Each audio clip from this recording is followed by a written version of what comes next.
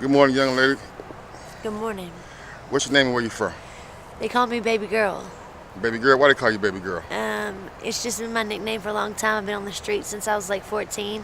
My brother gave me that nickname and it stuck. Oh yeah? Your brother been on the street since you were 14? Yeah. Dang, that's your childhood. Let's start from your childhood. So what happened in your childhood that led up to that type of situation? Foster care, group homes. Uh-huh. I used to run away from group home a lot, and I ended up getting picked up off the streets by somebody who said that they cared about me. They ended up being a pimp, and I ended up on the streets. So you end up bumping heads, getting tied up with a pimp. Yeah. Somebody that you thought loved you and cared about you, they're gonna take care of you, and end up pimp you out. Yeah. At 14 years old. Yes. Dang. What you mean by pimping you out at 14? Selling me to men for large amounts of drugs that he resold to other people. Didn't really give me a choice. He was the first person to ever stick a rig in my arm at 14, and it was hard to say no to a man that big. So my drug addiction started really young because I was shot up with heroin in order to do what he wanted me to do. Wow. So what led up to the group home? How old was you? So what happened with your mom and your pops? Led you to a group home anyway. How was that? I never knew my dad. My mom, she got in a lot of trouble. She lied to a lot of people to get checks, to get money, to get help. She robbed a lot of places, and we were on a trip to see my sister when we were like 7, 8 years old, and we were at the Holiday Inn. She wrote a bad check, and they locked her up. They locked her up? Yep. Your mom? And that's the last time I saw her. Wow, so you ain't heard from her, seen her ever since? No.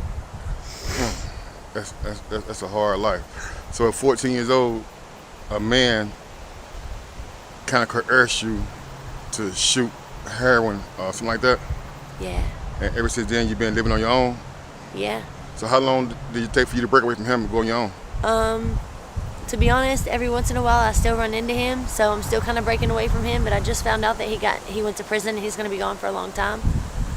I ended up breaking away from him for the first time when he got locked up over a street fight, and I ended up running in the middle of the fight, and a couple scooped me up, and I was like 16 years old, and I was crying, and they scooped me up and took me in and kind of hid me out from him for a while. He got out, looked for me, and they put me up in a room, and he found me again, and he beat me real bad. I ended up in the hospital with head injuries, and he went back to prison for that, and from then on it's just been hit or miss whether he gets out and tries to find me or not.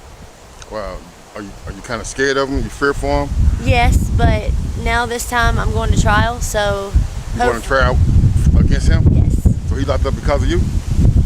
Some of his charges, yes. But some of his charges pending is related to you? Yes. Oh, okay. That's a wild story. So where you been living at since you were 14 on the streets? Hotels off and on. I got off the streets for a while. I was married for 7 years. My sister was killed, and that kind of put me downhill and drugged me back to the streets, and I've been off and on at this camp since then. So your sister was killed? Yeah. How was she killed? We lived in Asheboro, actually. She jumped in front of a bullet that was meant to hit me in a drug robbery. The bullet was meant to hit you? Yeah, she stepped in front of it. She was shot in the face and fell backwards onto me. Wow. Dang, so she died in your arms? Yes. How did that affect your life? I mean, your perception on life ever since then? I mean, witnessing something like that at a young age, I'm sure it had some type of effects on you. It was very traumatizing. But if it was the other way around, I would have done the same thing for her in a minute. But I feel like, considering that it was my ex that made the shot, he got life, of course, but I stole his truck trying to leave him, and I didn't know that his truck was loaded with a lot of drugs, and he came after me to get the drugs. So I feel like my choices led up to what happened, so it's hard to cope with that. So it was your ex-boyfriend that killed your Yes. sister? Dang. And how long ago this been? About 5 years. She was killed on 9/11. On 9/11. On the same day the thing happened in New York? Yes. That's a wild story. So where you staying at now? I stay at the camp right now at Tent City. Right up here in Tent City right here? Yes. You mind showing me around? Sure. Okay. Let me stay in front of you. So how long you been staying here? Off and on for about 2 years. Watch your step. Okay, you might have, you go first and you kind of like, yeah. Okay, off and on for 2 years? Yes. Hey, I see a little path up here. Yeah. Is it dangerous living up here?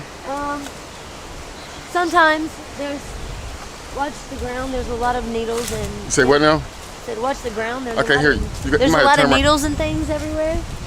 We're trying to get it cleaned up here, but some people we had to throw out. You're going to have to turn around so they can hear you. Some people we had to throw out, leave drug needles everywhere. Let me get it from you. And as you can see, the place is trashed. The man that lived here we had to throw out actually because of this mess right here. My family actually knows the man that owns this property, so that's why we're allowed to stay here. But we have had people that have invited themselves, and we had it cleaned up until they got here, and then they destroyed it again. So we're working really hard to try to clean it up. Right. Even though I don't plan on living here a long time, I feel like the man gave us a chance to live here, so we should at least leave it clean when we go. Right, that's right. You got to take care of something. Somebody look out for you and try to look out for you. Then, you come through here and tear it up. As for dangerous, yeah, it can be. Last year, my best friend goes by the name of Rufus. He was actually shot in one of these box trucks right here. Did he die? And killed, yes, while he was asleep. That was one of the most tragic things that's happened to us out here. And this one right here got it upstairs. Yes, this is the treehouse loft. This is the what? We call it the treehouse loft.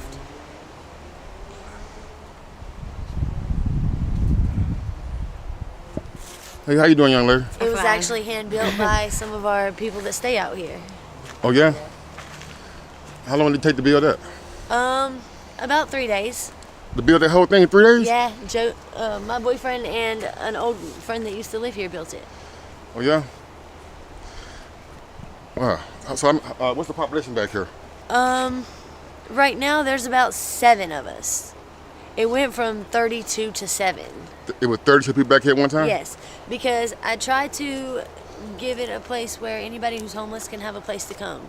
Okay, let me go this way. Even though it's a tent, even though you'd have to put a tent up, I don't want to see anybody sleep at a bus stop in the cold. We have extra tents. We let people come up here, but people seem to not want to take care of the place or just invite random people up here that we don't know, and it causes trouble or causes danger. So I'm having to send people out, which I don't like to do because I don't have the heart to do it, but I've got to take care of my family and keep them safe too. So right.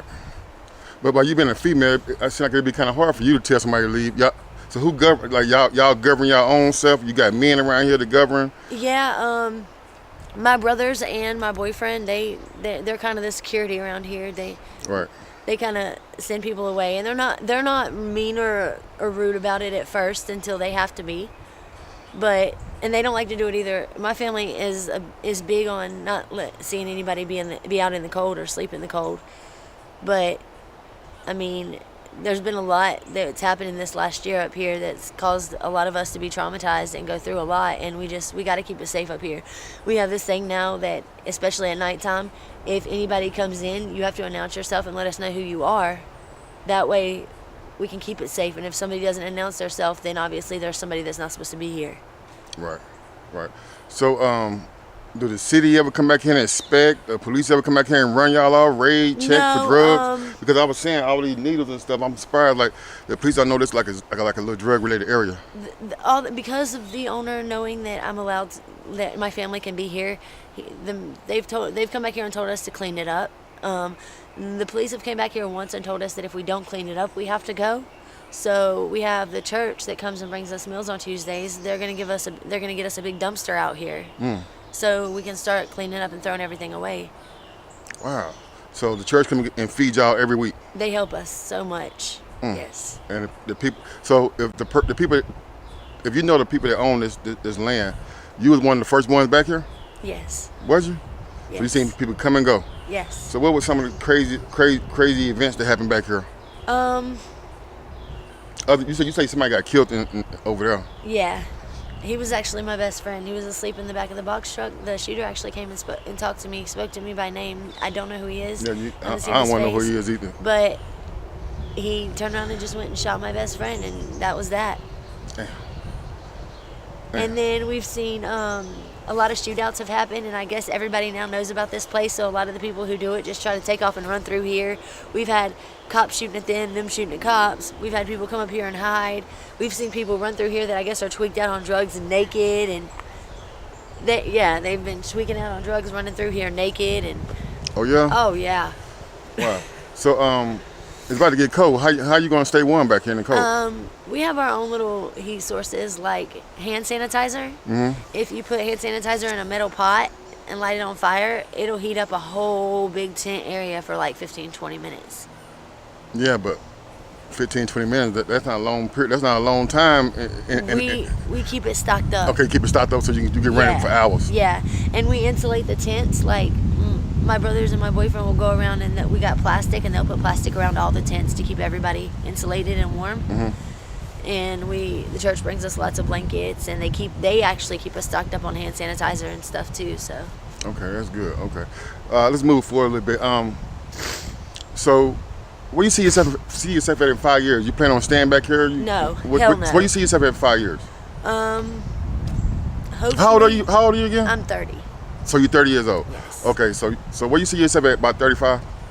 I hopefully want to be in a house with my family and my boyfriend and my kids. I'm going back to school, so I get grants and loans with that. So hopefully it won't be long and we'll be out of here.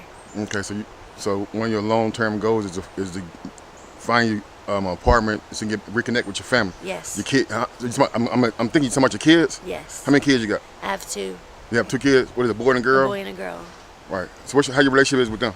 My relationship with my kids is wonderful. I don't lie to them about anything. They know I'm kind of struggling and trying to get myself better right now, but I have sole custody of both of my children, but they're with their stepdad right now because I won't bring them out here. Yeah, you shouldn't bring them out here. All they need is... And I have never brought my children out here. Even when I visit them, I'll go somewhere and get a hotel somewhere in a nicer place and spend the weekend with them and then take them back. Okay, that's good. That's good. You got a good relationship with your kids.